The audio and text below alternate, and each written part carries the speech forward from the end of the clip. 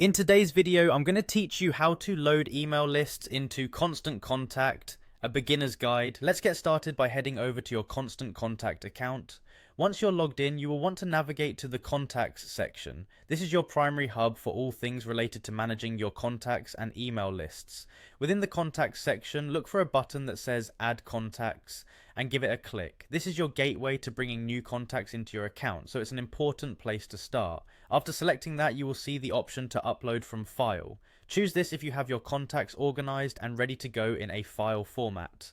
Now, an important note about your file, it should be nicely organized with clearly labeled column headers. Make sure these headers are straightforward, like first name, last name, email address, and perhaps phone number if you need it. This organization helps ensure your data will be imported smoothly without hiccups into Constant Contact. Select the file containing your email list when prompted.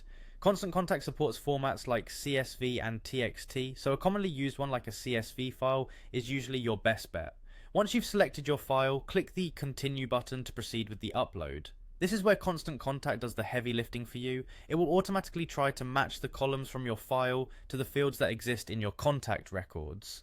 This automation not only saves you time, but ensures your contacts are correctly imported with as little hassle as possible.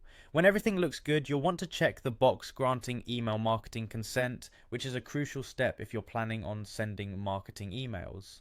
After doing that, go ahead and click on Import.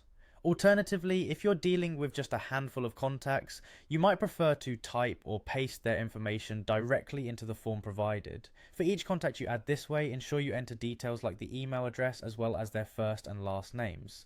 When you're finished entering your contacts, click on Continue. Finally, as with the batch import, remember to check the box for email marketing consent once again and hit Import.